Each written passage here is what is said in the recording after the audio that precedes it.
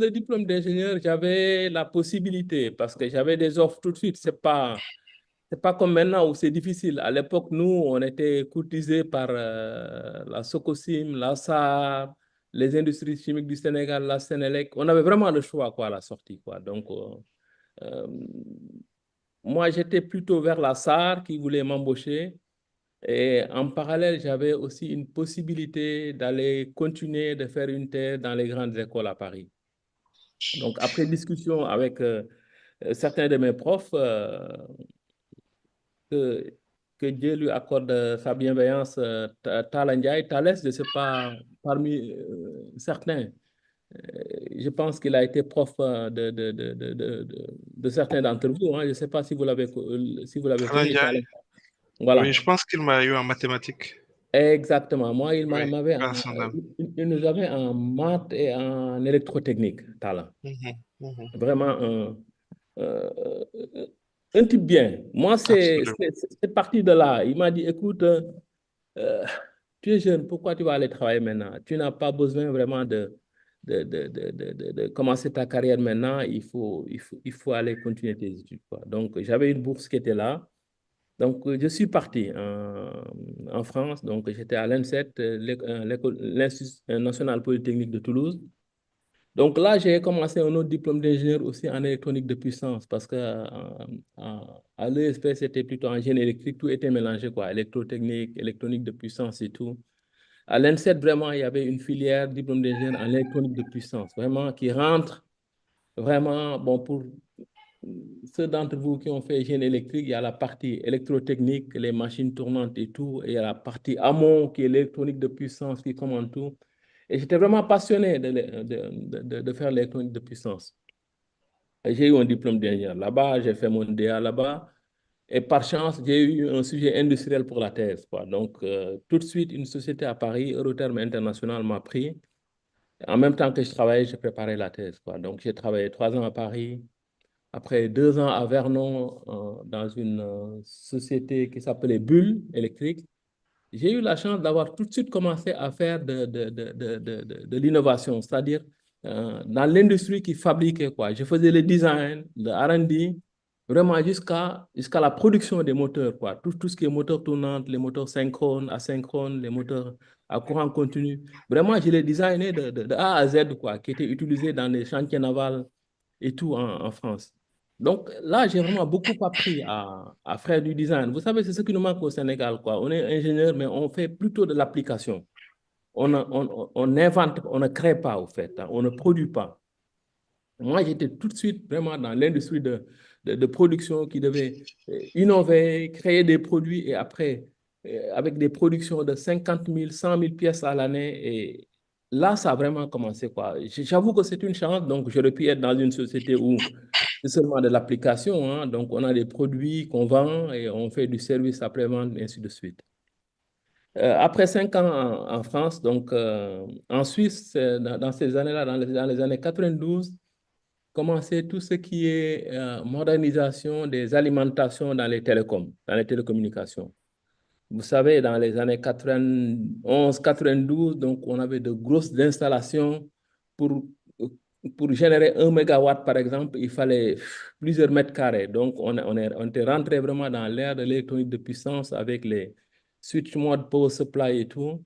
Donc, le gouvernement suisse avait lancé vraiment de moderniser son réseau de télécommunications parce que les téléphones mobiles commençaient à sortir et tout. Donc, une société qui s'appelle Ascom, Mhm. qui est presque une société nationale, c'est comme la Sonatel au Sénégal ou France Télécom en France, a fait appel à moi et puis je suis parti de la France pour aller en Suisse.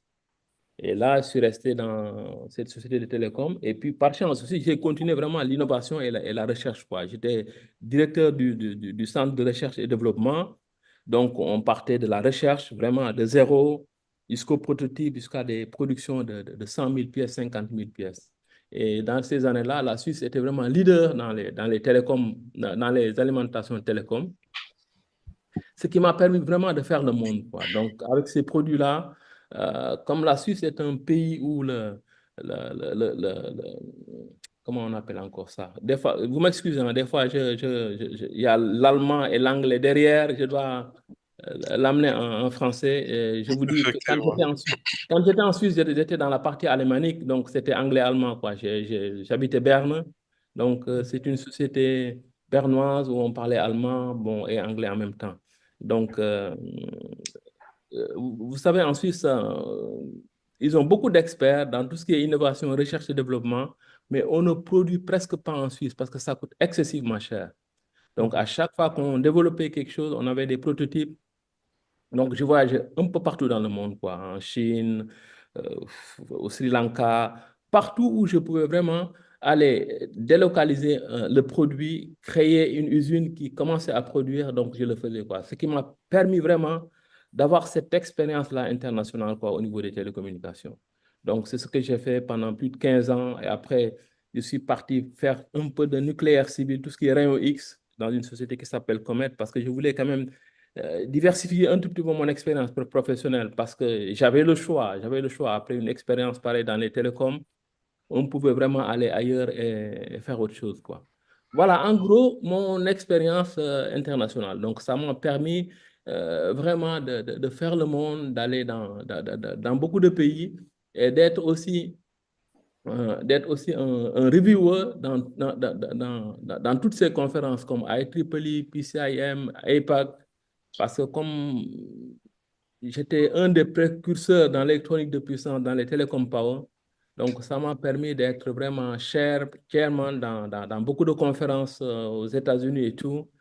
Et après plusieurs années aussi dans tout ce qui est technique et tout, donc j'ai été, bon, par curiosité, j'ai été faire un diplôme d'économie à Harvard, juste pour, voilà, pas par curiosité, mais le fait de comprendre, parce que j'étais dans une société de production qui produisait pas mal de matériel, de devices dans le monde. Donc, il fallait vraiment comprendre aussi l'économie et le marketing pour voir comment vendre ces produits-là, comment pénétrer certains marchés et tout.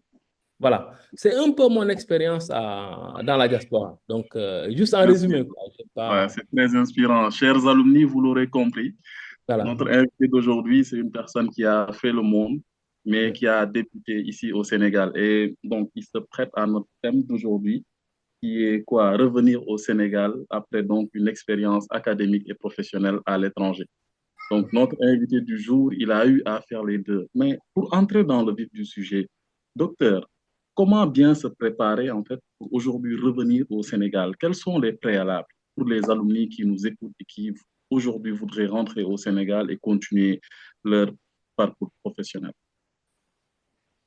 Bon, j'avoue que je dois dire que peut-être que je vais donner que seulement quelques pistes, mais moi, je n'étais vraiment pas préparé. Franchement, après plus de 30 ans dans certaines multinationales, dans l'industrie, à parcourir le monde, à créer des usines à gauche, à droite, franchement, je n'avais pas cette idée-là dans la tête. Moi, c'est venu comme ça.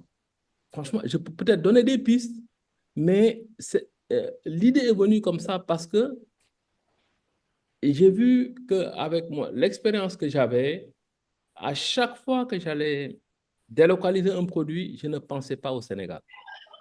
Je pensais aux autres pays. J'allais au Sri Lanka, en Chine, en Tchécoslovaquie, et ainsi de suite.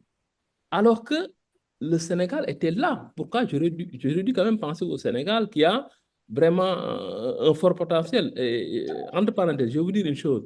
La formation qu'on a reçue à l'École supérieure polytechnique, il faut être fier de ça. Parce que moi, je pense que quand on n'a pas cette base-là, on ne peut pas faire un parcours pareil. Moi, ça m'a vraiment beaucoup aidé. Après, toutes les écoles que j'ai fréquentées après, j'avais beaucoup de facilité parce que la formation de base était solide, hein. Il faut être vraiment fier de cette école-là. Hein. Donc, à chaque fois que je voulais délocaliser ou commencer une production, je ne pensais pas au Sénégal. Et vraiment, ces dernières années, il y a quoi? Il y a 5, 6 ans, j'ai vu le pays commencer à bouger. Voilà, les idées, les gens commençaient à changer. J'ai rencontré pas mal d'amis sénégalais. Donc, on parlait du pays, du développement et tout ça.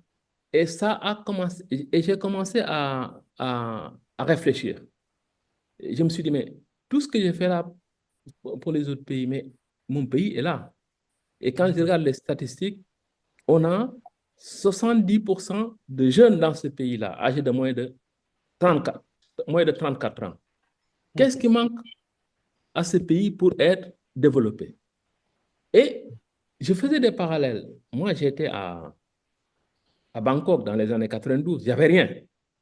Il n'y avait que des huttes et des cases. Nous étions la première multinationale à délocaliser à Bangkok un grand centre de production des alimentations, des laptops Dell et tout. Et on avait créé plus de 3000 emplois. Et la ville s'est développée autour de ça. Au fait, les villes se créent autour de l'emploi parce que les gens ne veulent pas habiter là où il n'y a pas d'emploi. Mais je me suis dit, mais on a cette main-d'œuvre-là qu'on part chercher ailleurs. On a le salaire horaire qui est très bas au Sénégal. Mais qu'est-ce qui nous manque? On a quand même des écoles. On a des Sénégalais, des experts bien formés partout dans le monde. Vous ne pouvez pas aller dans un pays où vous ne trouvez pas un Sénégalais dans les domaines de pointe. Qu'est-ce qui nous manque? Qu'est-ce qui ne va pas dans ce pays? Pourquoi on ne peut pas y arriver? Et j'ai commencé ces réflexions-là. Je me suis dit, mais attendez, qu'est-ce qui ne va pas? Et là, ben, progressivement, je suis rentré, vous savez, dans ces regroupements de politique et tout, passif et tout. Et là, l'envie est venue. L'envie est venue. Mais 7 ans avant, je n'avais pas ces idées-là. Pour moi, c'était travailler, bon, vous savez, le piège de l'Europe, hein, ou le piège de la diaspora, c'est quoi? On fait ses études, après les études, on trouve du travail, on commence à travailler, on se dit, ben, on rentre 3 ans après viennent les enfants, vous dites, ben, écoutez, il y a les enfants, vous ne pouvez pas les laisser là. Il faut les accompagner, il faut qu'ils aillent à l'école, il faut qu'ils terminent, ainsi de suite, ainsi de suite. Voilà. Bon, moi, je n'avais plus ces barrières-là. J'ai eu des enfants, j'ai eu la chance qui ont vite eu leur bac, leur doctorat, ils travaillent et tout ça. Je me suis dit, mais il n'y a rien qui me retient maintenant d'aller participer au développement de ce pays-là. Alors là, nous voyons que je n'ai c'était absolument l'empatriotisme. rien préparé. Voilà, et ça s'est décidé en moins d'1 an comme ça. Voilà. Un élan patriotique qui vous a poussé, on va dire. Exactement, c'est ça. L'élan patriotique. Je me suis dit que je n'ai rien à perdre. Je n'ai qu'à gagner parce que si c'est un salaire qu'on divise mon salaire par 4 ou par 5, ce n'est pas mon problème parce que je ne suis plus à ça. Donc, pour moi, c'est un challenge, au fait. Se dire, écoutez, il faut que je vienne participer au développement de ce pays-là. Et quand on a ça dans la tête, je pense qu'on ne se pose plus toutes ces questions-là. Qu'est-ce qu'on prépare? Parce que dans tous les cas, vous pouvez préparer tout ce que vous voulez, vous arrivez au Sénégal, ça ne passe pas de la même manière. Voilà. Je pense que la préparation, c'est plutôt dans la tête, quoi. C'est plutôt dans la tête, c'est dire que vous venez dans un pays sous-développé, on a tout pour y arriver, on a toutes les ressources, on a toute la main-d'œuvre.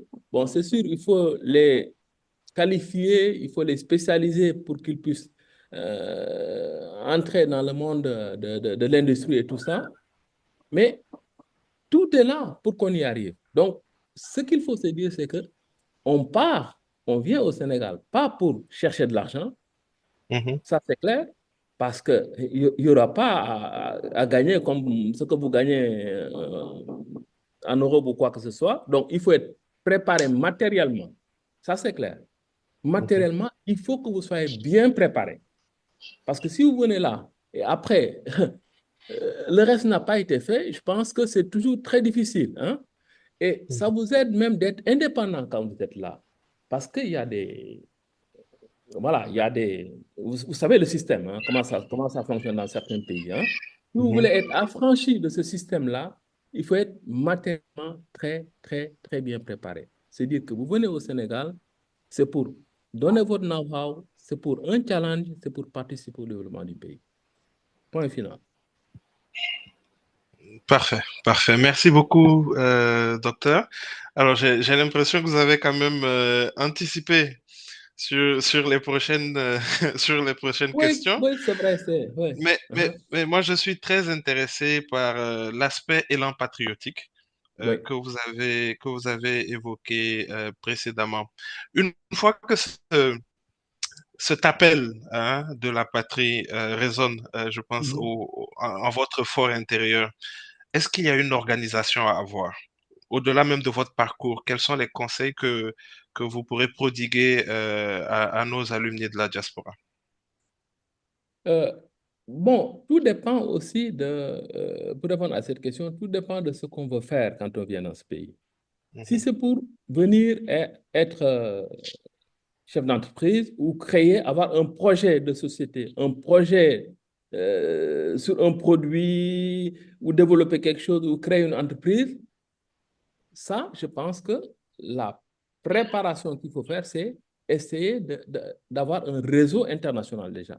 Parce qu'il ne faut pas se mhm, limiter au Sénégal. Parce que quand on veut créer, parce que c'est ça qui peut nous aider. Quand on veut venir au Sénégal, investir, créer une entreprise et tout, il faut voir ce que vous faites et comment l'exporter. Et comment l'exporter, donc c'est maintenant qu'il faut créer ce réseau-là. mhm. Vraiment. Avoir des amis qui sont déjà dans l'industrie, que ce soit en France, aux États-Unis ou ailleurs, tisser ce carnet d'adresses-là, hein, voir exactement dans le domaine où vous devez investir au Sénégal, avec qui vous pouvez travailler. Je pense que ça, il faut préparer ça en amont. Il ne faut pas venir créer quelque chose et essayer après de voir avec qui vous pouvez traiter. Si vous venez parce Ah, que vous voulez travailler dans des directions, être embauché ou quoi que ce soit, bon, ça, je pense qu'il faut être matériellement prêt, être prêt à faire beaucoup de sacrifices aussi, beaucoup de sacrifices parce que les process ne sont pas pareils. mhm, Les process ne sont pas pareils. De la manière dont on travaille, même en Europe, hein, c'est la même chose. Hein. Moi, quand je suis parti de la France pour aller en Suisse, j'ai eu beaucoup de difficultés les premières années parce que les Suisses ne travaillent pas de la même manière que les Français. Voilà. C'est beaucoup plus discipliné, beaucoup plus organisé, beaucoup de process qu'il faut suivre et tout, alors qu'en France, c'est un peu l'inverse. Voilà. On travaille bien, mais c'est un peu moins organisé. Voilà, on improvise trop, ainsi de suite. Donc, quand vous venez au Sénégal, mais c'est tout autre chose. C'est tout autre chose. Très Moi, je clair, le vois très clair. dans la direction où je suis. C'est l'administration, trop de décrets, des décrets qui datent d'il y a 25 ans, qui sont complètement en décalage avec ce qu'on vit actuellement. Et vous êtes obligé de lutter tous les jours avec ces choses-là pour faire avancer. mhm, Très clair. Voilà. Maintenant, docteur, nous avons compris votre point. Maintenant, une personne comme vous, qui Ouais. avez eu quoi, plus de 30 ans d'expérience, on va dire, entre la France, la Suisse, les États-Unis, la Chine, ainsi de suite. Mhm. Mais pour un jeune, aujourd'hui, existe-t-il le timing parfait pour rentrer? Est-ce qu'il faut être juste prêt matériellement avant de rentrer, comme vous le dites, ou il existe un timing où c'est juste une sensation que vous avez pour rentrer? Ah, parler de timing, c'est vraiment très difficile de parler de timing. C'est vrai que rentrer au pays, soit on le fait juste après les études, ça veut dire qu'on n'a pas commencé, on ne trouve pas un job en Europe et qu'on vienne au pays pour commencer. Bon, c'est vrai que ça, c'est très facile. Ça veut dire qu'on n'a pas de vécu professionnel en Europe. Hein. Ou bien, quand on commence à être dans la vie professionnelle en Europe, je pense quand même il faut se faire un peu d'expérience quand même. Parce que ça mhm. aide après. Voilà. Une quinzaine d'années, ça aide. Franchement, on apprend beaucoup. Ouais. Moi, je dirais, bon, si je prends, on finit les études en général 27, 28 ans. Bon, au Sénégal, peut-être 29. Voilà, si on fait de longues études jusqu'au doctorat et tout, 29. Soit on rentre maintenant, soit on rentre 29 plus 15. À partir de 29 plus 15, ça devient très intéressant parce qu'on a déjà acquis cette connaissance-là. Voilà. Et puis, tout dépend de là où vous êtes aussi en Europe. Si vous travaillez dans une multinationale et vous avez une bonne position, par exemple, hein, moi, je dirais il faut en profiter un tout petit peu. Voilà, il faut avoir minimum 15 ans d'expérience quand même. Minimum 15 ans d'expérience pour pouvoir rentrer. Parce que ça aide. Quand on commence après 3 ans, 4 ans d'expérience, donc vous voyez, on est à l'étape où on apprend encore. On apprend encore pour certains. Mhm. Et d'autres qui ont un peu plus de chance, effectivement, euh, ont déjà quand même une bonne base et que dans la hiérarchie, ils sont déjà vraiment dans les décideurs et tout. Hein. Eux peuvent se dire, oui, après 10 ans d'expérience, j'ai un projet de société pour le Sénégal, je rentre. Mais pour moi, comme ça, au feeling, hein, minimum 10, 15 ans d'expérience, on peut quand même se décider à rentrer. Si on a un Absolument, projet de société. absolument. Alors, docteur, pour en revenir un peu sur le bon moment, est-ce qu'il faut attendre d'avoir un contrat déjà signé, en tout cas une entente avec une entreprise locale au cas où on veut se lancer dans le secteur privé au Sénégal, avant de prendre la décision effective de rentrer? Est-ce qu'il faut d'abord signer un contrat? Parce que je pense que cette question se fonde sur le fait qu'il y a eu parfois des gens qui ont eu des Ouais, déconvenues lors de ouais, leur mise en œuvre du projet de retour, qui ouais. sont venus et qui n'ont pas pu trouver grande chose sur place. Alors, qu'est-ce que Mhm. vous en pensez et quels sont les conseils à l'endroit de la communauté polytechnicienne?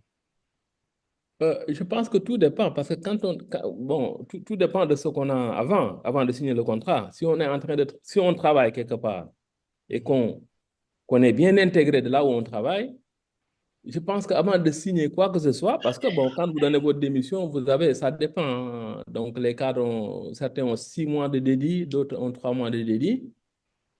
Je pense qu'on peut utiliser ça déjà. Mhm, Avant de donner sa lettre de démission, il faut déjà signer un bon contrat en béton.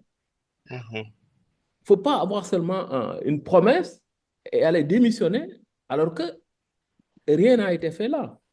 Et mhm, même le contrat signé, se prendre vraiment 3 allers-retours, venir sur place, rester une semaine chaque fois ou prendre dans ses vacances avant de démissionner. Hein.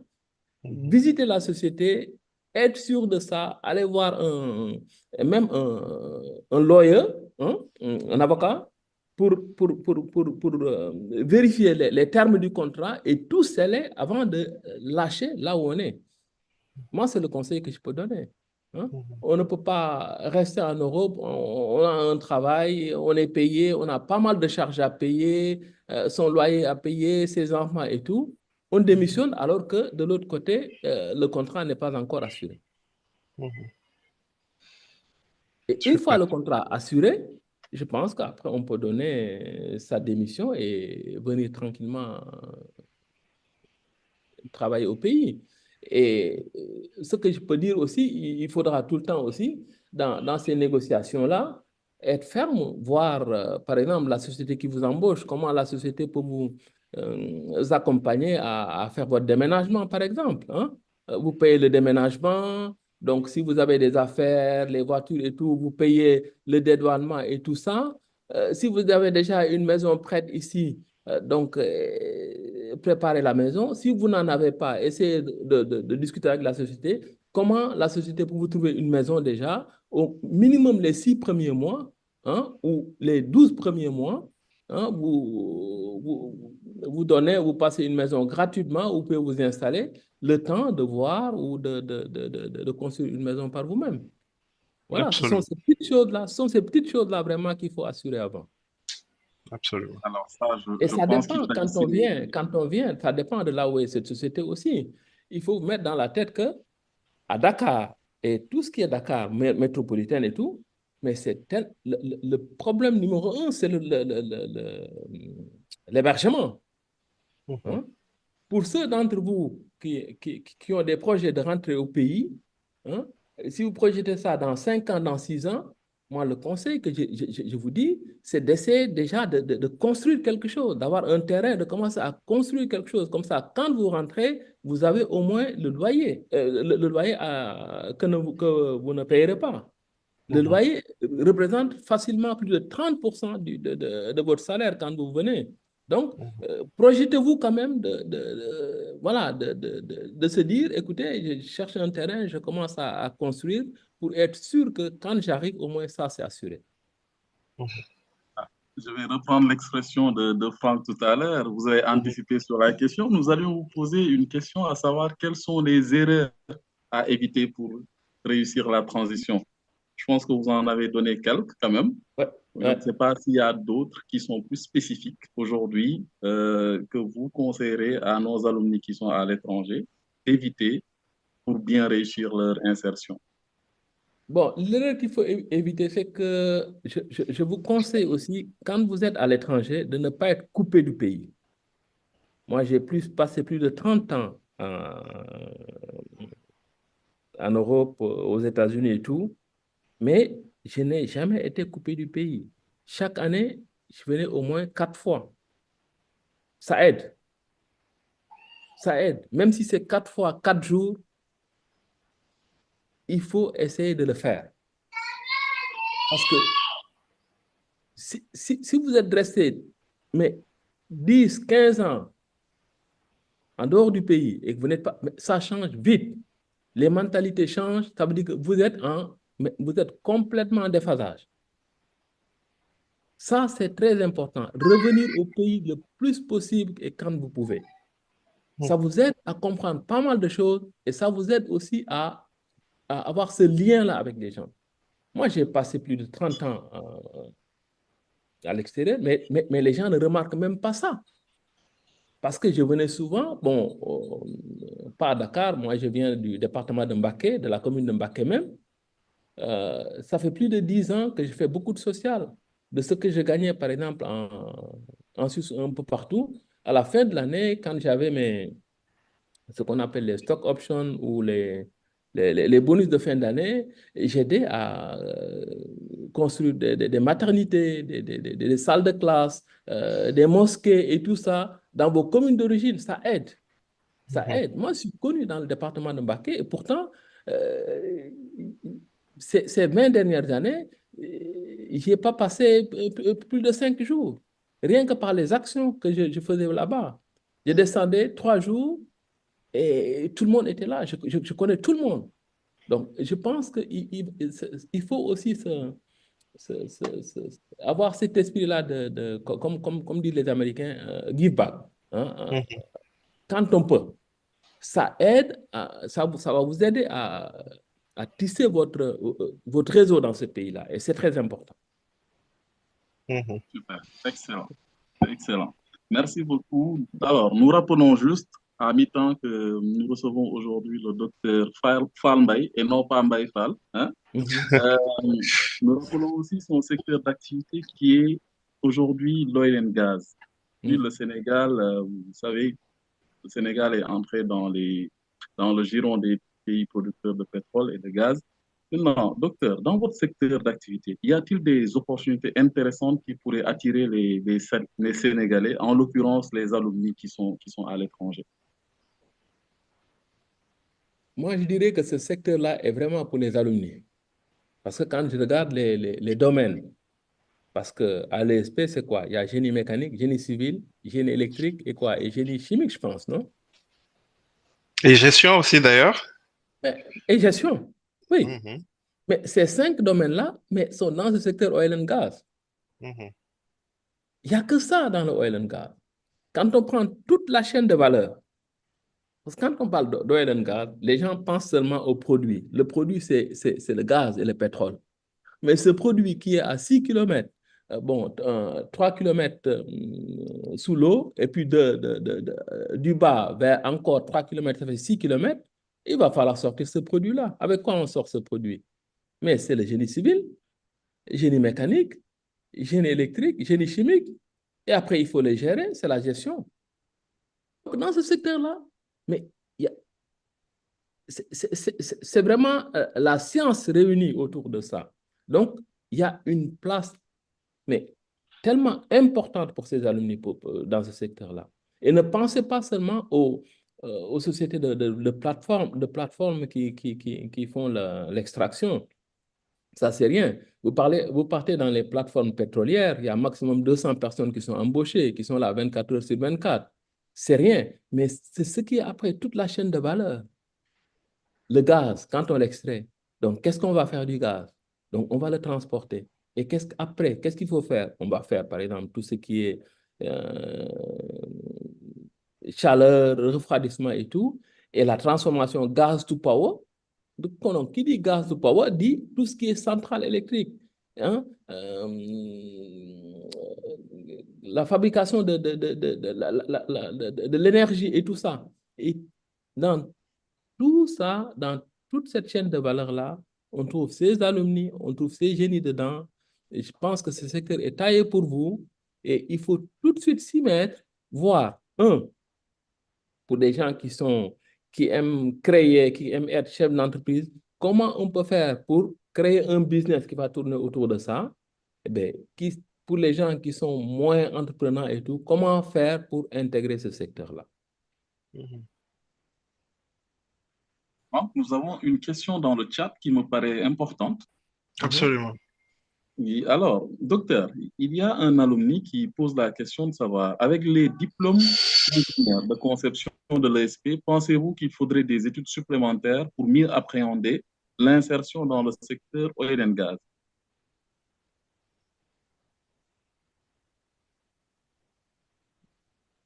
Mais je pense que tout dépend de l'expérience qu'on a après. Parce qu'après un diplôme d'ingénieur, bon, c'est vrai que c'est plutôt un diplôme d'ingénieur de conception. On est formé pour s'adapter, en principe, à toutes ces situations industrielles. Maintenant, si on n'a pas d'expérience tout de suite et qu'on veut rentrer dans ce secteur-là, c'est vrai qu'il faut une spécialisation quand même dans le domaine oil and gas.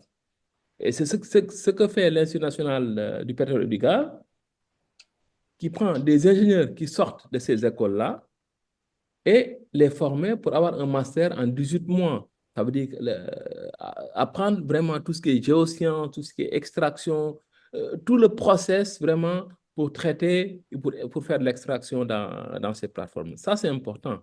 Mais quand on a beaucoup d'expérience, par exemple, je prends seulement un exemple, un ingénieur en génie mécanique qui sort de l'ESP et qui a de l'expérience dans une grande multinationale qui travaille dans le domaine de la mécanique et tout. Mais cette personne n'a pas besoin de faire une spécialisation pour entrer dans le secteur. Non. Non, il a de l'expérience dans la mécanique, il va utiliser son expérience pour s'adapter rapidement. Il ne va pas être productif tout de suite, mais au bout de 8 mois, 9 mois, mais il a la capacité d'être top dans ce secteur-là. C'est comme le gestionnaire, pareil. C'est vrai que quand on parle de gestionnaire, il y a tout, hein, la gestion de tout ce qui est oil and gas. Ce n'est pas comme la gestion qui se fait dans une société et tout, mais cette personne-là, avec quelques années d'expérience, peut s'adapter aussi rapidement ou faire un master, comme on a à l'Institut national du pétrole et du gaz, un master, un MBA en économie et management du pétrole et du gaz, qui se fait en 12 mois et est top après ça. Absolument. Merci beaucoup, docteur. Tout dépend du vécu. Vraiment, tout dépend du vécu et de l'expérience qu'on a eue. Moi, je ne suis pas un ingénieur en génie chimique, j'en ai jamais fait. Je n'ai jamais travaillé dans le domaine de oil and gas. C'est vrai que j'ai développé des appareils qui ont été utilisés dans le oil and gas. Vous savez, dans les rayons X, on a des appareils qui font tout ce qui est détection. Au fait, quand vous avez les gazoducs et tout ça en mer, donc il y a des appareils en rayons X qui permettent, par exemple, de détecter les fuites et tout ça. Mais ça, c'est ce qui est autour. Mais le secteur même de oil and gas, je n'ai jamais travaillé là-dedans. Et je vois que après un mois, mais je n'ai pas de problème. Je ne dis pas que je comprends tout, mais je suis à l'aise dans ce que je fais. Alors, justement, ça nous permet en fait de revenir un peu sur votre parcours. Quand on parcourait un peu les informations que nous avons pu recueillir sur Internet, en tout cas pour ma personne, on a été très, très agréablement surpris de voir que vous avez plusieurs brevets Ouais, en Europe, c'est ça. en Amérique, et on aimerait bien que vous nous en parliez un peu plus. D'accord, voilà. Bon, c'est vrai que ça aussi, je dis que c'est une chance d'avoir travaillé dans des multinationales qui faisaient pas seulement de la production, mais en amont, on avait tout ce qui est recherche et développement. Mhm, Donc, cette partie recherche et développement m'a permis, par exemple, quand j'étais dans les télécommunications, je vous donne juste un exemple. Dans les années 96, il y avait une société suédoise, je pense que elle est suédoise ou finlandaise, Nokia, suédoise, je pense, hein, qui mhm, avait mhm. développé les premiers mobile phones. Vous vous rappelez les 3310 ou les 3313, je ne sais pas, les petits téléphones de Nokia dans les années 95. Donc, qui voulait vraiment de petites alimentations avec des rendements très, très élevés, donc qu'ils pouvaient utiliser dans les mobile phones et tout ça. Donc, quand ils viennent, je n'ai plus de... Allô? Oui, allô? Allô? Nous sommes là. Allô? Ah, vous êtes Oui, là? allô? Oui, nous sommes là, oui. OK. Et une société pareille, qui a une spécification, vient voir, par exemple, une société comme nous, Ascom, qui développait tout ce qui est alimentation dans les télécoms power. Donc, il fallait créer un produit qui répond à leurs besoins. Donc, en faisant, par exemple, les dimensionnements, l'innovation et la recherche de tout ça, ça m'a permis de trouver des idées qui pouvaient être appliquées à leurs spécifications. Et ces idées-là, je les patentais. Donc, au fur et à mesure, je me rendais compte que, en me basant sur la spécification de certains de nos clients qui voulaient vraiment des produits top avec des hauts rendements, ou, des produits qui avaient un cost, comment on dit ça en français, avec un coût de production pas élevé. Donc, moi, ça m'aidait à avoir certaines idées qu'on pouvait appliquer qu'on pouvait utiliser dans ces produits-là. Et ces idées-là, quand je les avais, et comme j'étais en même temps reviewer dans pas mal de conférences, dans IEEE, APAC, PESC, je les présentais aussi dans ces conférences-là et je les brevetais. Donc, c'est ça qui m'a permis d'avoir ces brevets-là que vous citez euh, en Europe, aux États-Unis. Et ce ne sont pas des brevets seulement théoriques, hein. Ce sont des brevets qui sont encore utilisés. Apple utilise un de mes brevets, par exemple, dans les alimentations, sur l'autonomie de certaines de ces alimentations, que Apple a acheté, par exemple, la licence pour mettre ça dans ses téléphones, ou Nokia utilise encore ça, Ascom utilise encore ça, Delta, qui est le leader mondial dans les alimentations télécommunications, utilise encore ça. Donc, ce sont vraiment des brevets très pratiques, quoi, orientés industrie. Voilà. Donc, ce ne sont pas des brevets où je suis resté dans un labo de recherche, chercher des idées, aller patenter ça. Non, non, non, non, non. C'est vraiment l'industrie qui m'a permis d'avoir ces idées-là et d'aller patenter ces idées-là. Excellent. Docteur, D'accord. vous avez parlé des brevets et ça a soulevé quelque chose. Aujourd'hui, le Sénégal est dans une phase où on parle beaucoup de contenu local. Est-ce que vous pourriez nous parler, éclaircir un peu à nos alumni ce que c'est que le contenu local et le lien qu'on pourrait avoir entre cette décision étatique de mettre en place ce contenu local et les alumni qui sont désireux de revenir et surtout l'aspect formation? C'est tellement important ce que vous êtes en train de dire, le contenu local, parce que je travaille avec un, donc vous savez, j'avais deux directions, je pense. Il y avait le FADSL, le Fonds d'appui du contenu local, et il y a aussi le contenu local, le secrétariat technique du contenu local. Et tout ça est mis dans une seule direction qui est sous le ministère de l'Énergie, des Mines et du Pétrole. pourquoi cette organisation? Parce qu'on s'est rendu compte qu'au Sénégal, on a beaucoup de ressources maintenant qui ont été découvertes. Hein? Tout ce qui est fer, tout ce qui est pétrole, gaz et tout ça. On a fait l'analyse, bon, moi je n'étais pas là-dedans, j'ai trouvé le contenu local là au Sénégal, j'ai rien fait dedans. Ils ont fait une bonne analyse, ils se sont dit que, écoutez, tout ce qui s'est passé dans ces pays qui ont eu du pétrole et du gaz, donc 50% n'ont pas marché. Il y a eu beaucoup de pays, vraiment, ils ont eu ce qu'on appelle le malheur ou je ne sais pas quoi du pétrole et du gaz, parce que ces pays-là n'étaient pas préparés. Donc, La malédiction. La malédiction, La voilà, malédiction. la malédiction du oil. Donc, ces pays-là prenaient seulement des grandes sociétés, des multinationales qui ont beaucoup d'expérience dans la production, dans l'exploration et tout, et qui pompaient leur pétrole et gaz et qui leur donnaient des royalties, point final. Donc, le peuple était là, mais vraiment complètement absent de tout ça. L'État du Sénégal a vu que non, donc il ne faut pas prendre ce modèle-là.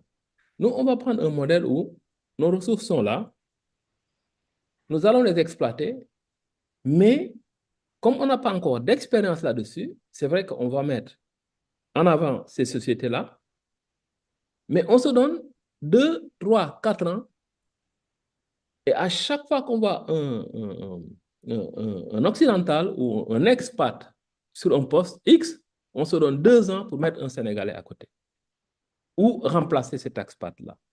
Ça, c'est la loi sur le contenu local. Et c'est dire, mais toute la chaîne de valeur du pétrole et du gaz, ce n'est pas seulement le pétrole et le gaz, le contenu local s'applique un peu partout. Les contrats vont aller vers des sociétés sénégalaises, les sociétés mais créées ou dirigées par des Sénégalais. Donc, ça donne vraiment une porte ouverte à l'entrepreneuriat et à l'innovation et la création de tout Sénégalais qui peut avoir des idées pour entrer dans ce secteur-là. C'est vrai qu'après, maintenant, vient le volet formation. Parce qu'un contenu local sans formation ne vaut absolument rien. Vous pouvez prendre un Sénégalais, par exemple, Aboubakri, qui va créer une société au Sénégal, dire que bon, écoutez, j'ai créé une société pour fabriquer des tubes pour le gazoduc, par exemple. Il est tout seul, mais il faut embaucher des experts, des gens capables de travailler avec lui au Sénégal. Mais s'il n'a pas une main-d'œuvre qualifiée, des experts sénégalais, mais le contenu local ne joue plus son jeu. Ça veut dire qu'Aboubakri va prendre les commandes et aller sous-traiter ça à une société sénégalaise ou suisse ou américaine. Ça veut dire qu'il n'y a qu'Aboubakri qui profite de ça. Le contenu local maintenant veut régler ce problème-là en mettant vraiment la formation, l'expertise locale au milieu de tout ça. Et je pense que l'alumni joue vous pouvez jouer un grand rôle en aidant ce pays-là à atteindre, parce qu'on a des chiffres de contenu local, 55% dans les 3 ou 4 ans à venir, c'est énorme.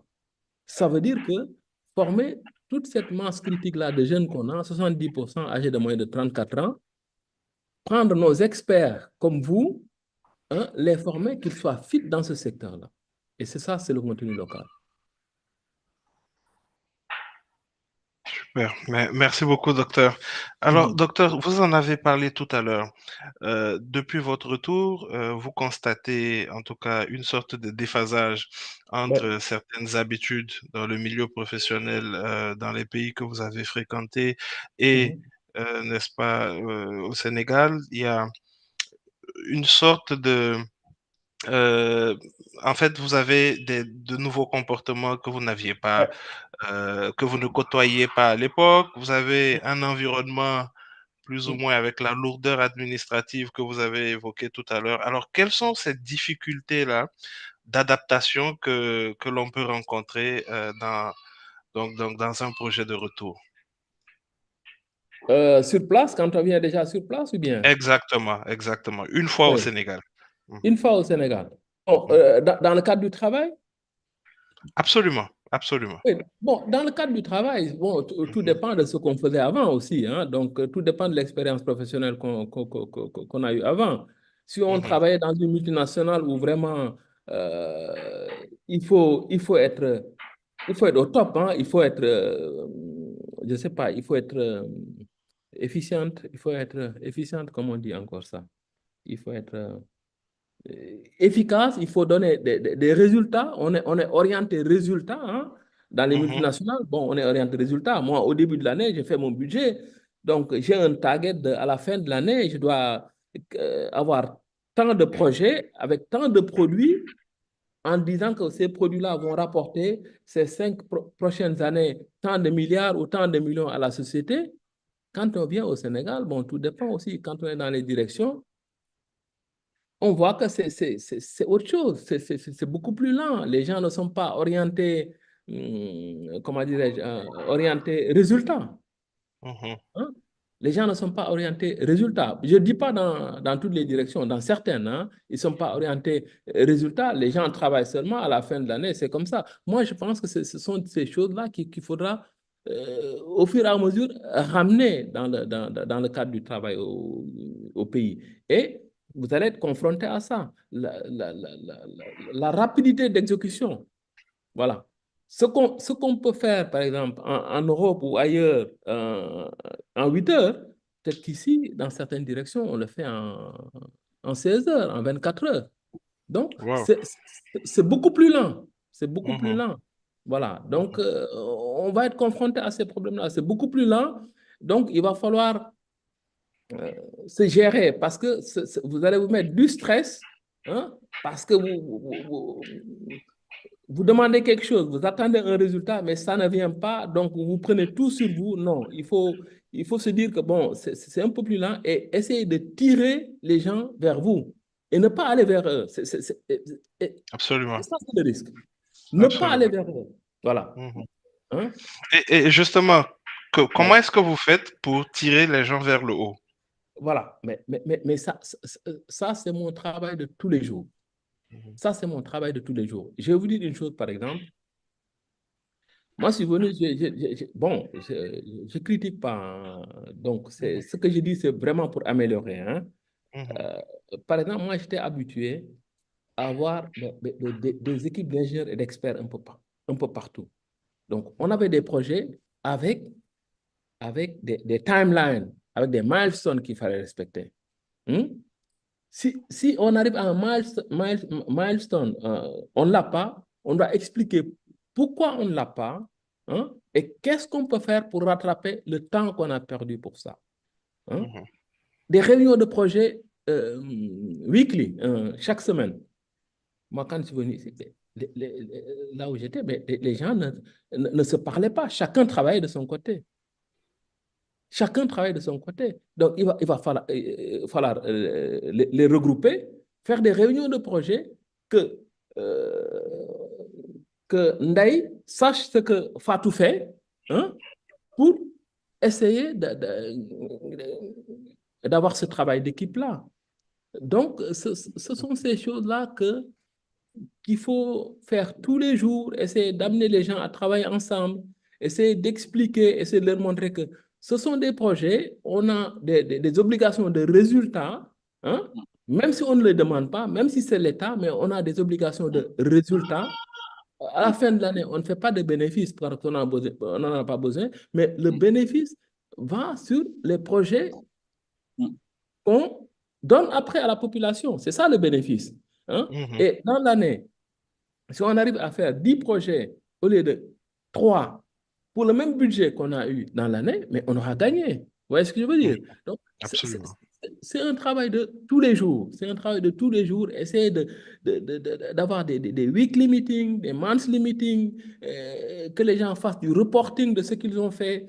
Par exemple, vous voyez quelqu'un qui vient travailler toute une semaine, il a fait 40 heures. Mais il va falloir qu'il explique ces 40 heures-là, qu'est-ce qu'il a fait, hein? Mhm. Un timesheet pour dire que ouais, le lundi, voilà, pendant ces 8 heures, qu'est-ce que vous avez fait? Vous savez, ça permet aux gens de se dire, mais attends, donc il faut que je crée du travail pour moi-même pour expliquer mes heures de présence dans le travail. Voilà. Ce sont ces petites choses-là qui vont faire que les gens, tu vois, arrivent à se dire, écoutez, j'arrive au travail à 8 heures, donc de 8 heures à 10 heures, donc je dois faire ça, je dois le noter parce que ça va être vérifié après, ainsi de suite, ainsi de suite. Mais ce n'est pas évident du tout. Ce n'est pas évident du tout, mais il faut Clair. essayer. C'est Voilà. clair. Alors, docteur, le timing, c'est un gage de qualité pour nous. Ouais, Nous vous avions promis 1 heure, hein. Donc là, tout à fait. on est quasiment au bout de l'heure. Nous avons juste 2, 3 questions des alumni qui sont présents ici et Mhm. qui sont scotchés, quoi. Ils sont à fond et ils vous écoutent. Donc, nous avons juste 2 ou 3 questions. La première question, c'est aujourd'hui, qu'est-ce que nous, en tant que réseau, nous pourrions entreprendre ou offrir ou faciliter aux alumni de la diaspora pour faciliter le retour au Sénégal? Donc, ça, c'est la Absolument. première question.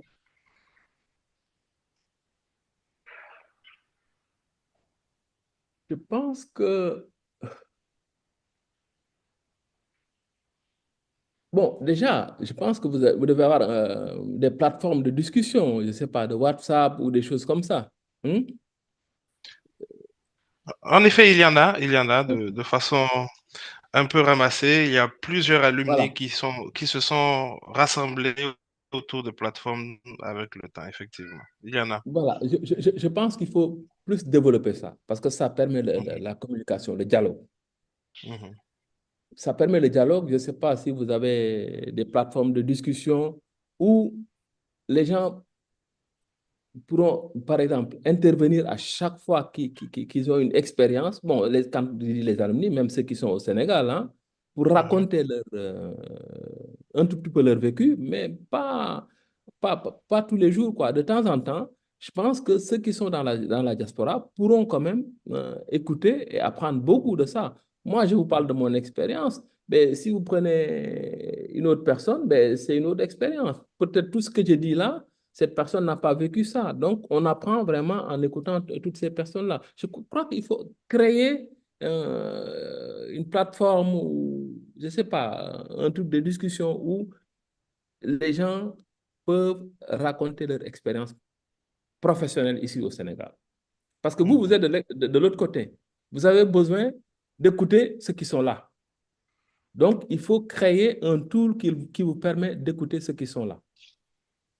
Ou déjà, ceux qui Parfait. sont déjà rentrés, qui sont là depuis peut-être 6 ans ou 7 ans, qui pourront vous donner certaines touches. Par exemple, moi, ça fait presque 6 mois. Peut-être que dans 2 ans, je pourrais vous dire beaucoup plus Mhm. de ce que j'ai maintenant.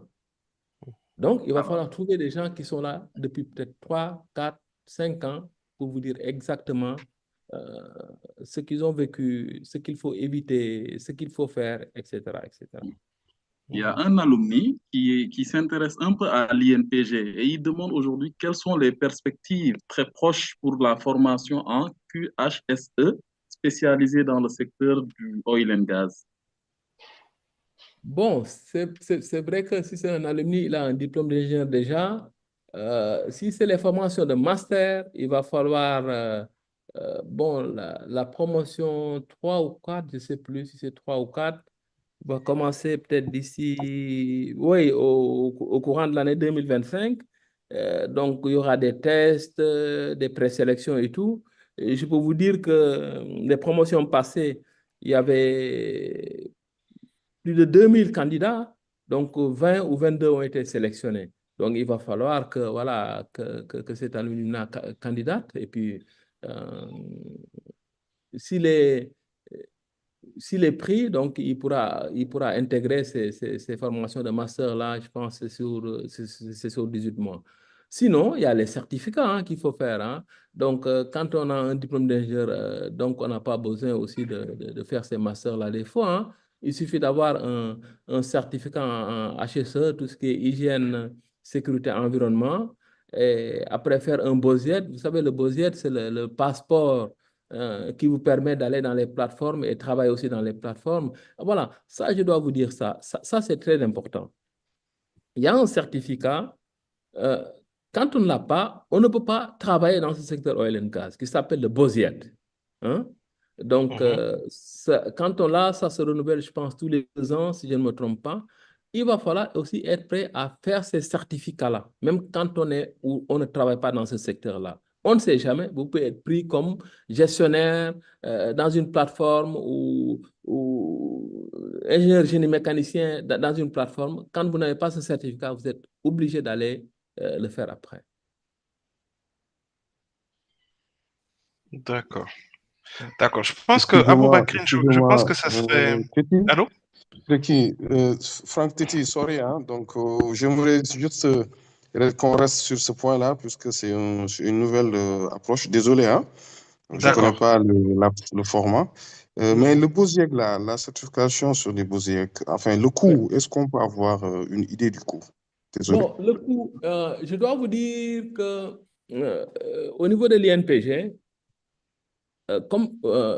il faut aussi savoir une chose, hein. Tout ce qui est secteur oil and gas, tout ce qui est formation qui touche ce secteur-là, l'INPG a l'exclusivité au Sénégal. Vous savez, le danger était que on voit beaucoup d'écoles privées qui proposent des masters, des MBA en oil and gas. Je dois vous dire que toutes ces écoles privées-là sont en porte-à-faux avec la loi. Parce que l'INPG est le seul institut qui doit donner des accréditations à ces écoles-là pour pouvoir donner des formations oil and gas. Il y a beaucoup de nos neveux, enfants qui partent payer des millions dans ces écoles-là et à la fin, ils ont un diplôme et ils auront un problème pour trouver du travail.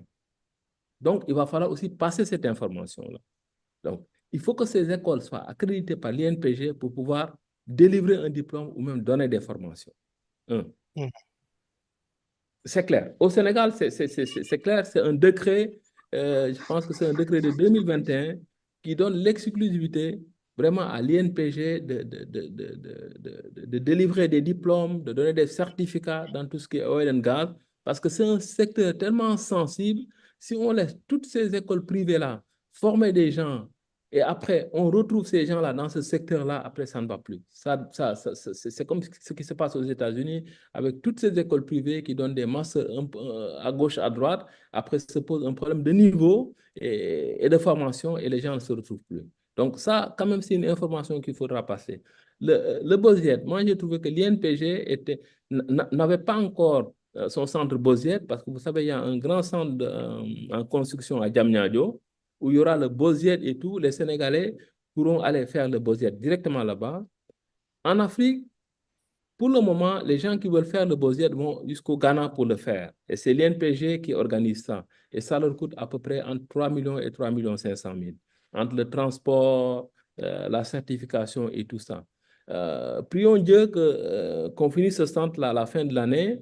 Je pense qu'à l'année prochaine, pour faire ce BOSIET-là dans le centre de Diamniadio, ça va coûter 2 fois moins cher, quoi. Donc, ça va être vraiment accessible à tout étudiant ou tout ingénieur qui voudrait travailler dans ce secteur de oil and gas. Parfait.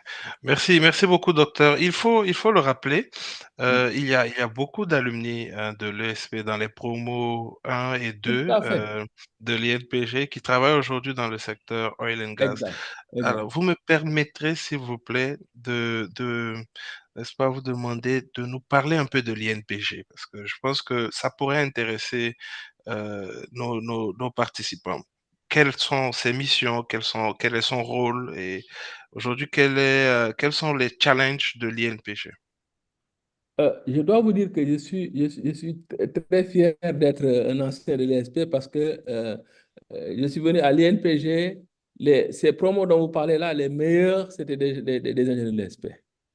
Vraiment, c'est un institut taillé pour les gens de l'ESP.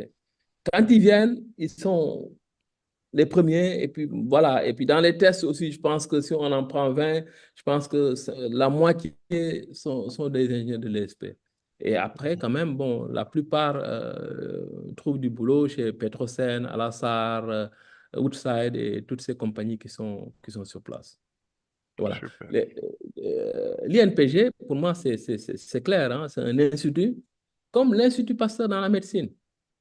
Ce n'est pas une école, au fait. Ce n'est pas une école. C'est un institut qui est là, qui est au milieu du secteur oil and gas, Donc, il y a Petrosen, il y a Lassar, il y a les compagnies qui exploitent nos ressources comme Woodside, comme Moadec et tout. Et l'Institut est là pour leur fournir des experts dans ce domaine-là, pour leur fournir des techniciens dans ce domaine-là, aller vers ces compagnies-là, voir leurs besoins et organiser ce besoin-là. Mhm. Ça, c'est la mission principale de l'INPG. L'expertise locale pour ces compagnies qui exploitent nos ressources pétrolières et gazières. Mhm. Et l'expertise locale,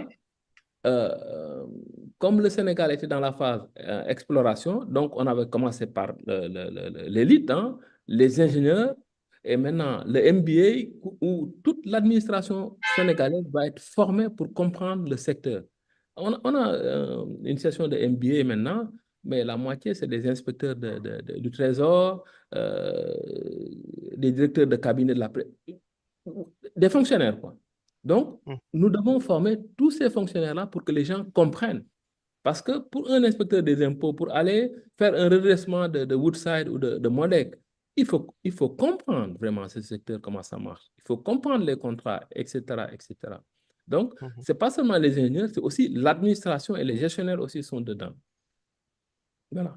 Parfait. L'autre rôle de l'INPG, moi, que je ramène, parce que j'ai trouvé l'INPG qui était vraiment dans la partie élite, moi, j'ai apporté maintenant la partie de la formation des techniciens, parce qu'on est dans la phase production maintenant. On a besoin de beaucoup plus de techniciens supérieurs que d'ingénieurs.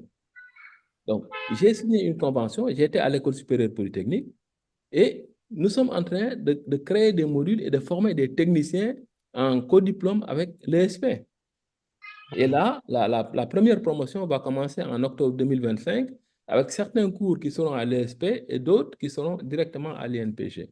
Donc, ça, c'est vraiment la partie technicien parce que ce secteur en a besoin dans les prochaines années. Mhm. Et autre chose aussi que je veux ramener, c'est tout ce qui est recherche et développement dans tout ce qui est énergie. Parce que nos ressources, il ne faut pas se tromper, nos ressources en termes d'argent ne nous amènent pas loin. Quelle est la part de nos ressources dans le budget de l'État cette année? Je pense, si je ne me trompe pas, 73 milliards de francs CFA. Mais Mhm. même en pleine exploitation et tout, ça ne va même pas être le dixième du budget. Peut-être 700 milliards ou 800 milliards de francs CFA. Donc, ce n'est pas l'argent qu'on va gagner en vendant nos ressources, mais ce qu'on va gagner, c'est l'expertise et transformer ces ressources-là à une énergie abondante et pas chère. Parce que vous savez, pour industrialiser un pays, bien, la base, c'est l'énergie. Si on Mhm. n'a pas une énergie abondante, le Sénégal, on est peut-être à 2500 mégawatts, quelque chose comme ça. Si on veut industrialiser le pays, transformer notre fer avec des machines qui demandent beaucoup d'énergie, il nous faut passer à 10 000 mégawatts ou 12 000 mégawatts ou plus. Et avec nos ressources, on doit proposer, nous, INPG, des solutions industrielles qui permettent, par exemple, la transition gaz to power ou oil to power avec des rendements très élevés. Et moi, c'est cette touche-là que je veux ramener, cette partie recherche et proposition de solutions industrielles qui permettra au Sénégal de passer, par exemple, de 160 francs CFA actuellement le kilowattheure de l'énergie à 50 francs CFA le prix du kilowattheure de l'énergie dans 3 ou 4 ans. Voilà. Super. Très, très, très ambitieux. En tout cas, je pense que toute l'audience, en tout cas, l'ensemble des alumni se joignent à moi pour vous remercier pour votre disponibilité parce qu'il faut le rappeler, vous avez accepté de façon spontanée, n'est-ce pas, de participer à ce webinaire-là. Et c'est un peu ça la marque des polytechniciens, hein. Il y a toujours cette propension à vouloir aider la communauté, à C'est vouloir ça. aider la communauté des polytechniciens. Nous vous en remercions. Je pense qu'on ne manquera pas de vous donner la parole pour votre dernier mot tout à l'heure. J'aimerais profiter de cette occasion pour informer la communauté que il y a un réseau des alumni qui existe. Ce réseau-là travaille pour vous et avec vous. Vous pouvez, n'est-ce pas, on va dire, nous retrouver sur les réseaux sociaux. Nous sommes au niveau de Facebook. La page s'appelle Réseau des alumni de l'ESP. Nous sommes sur Instagram, c'est ESP Alumni. Nous sommes sur Twitter, ESP Alumni. Et nous sommes également sur LinkedIn, c'est le réseau des alumni de l'ESP.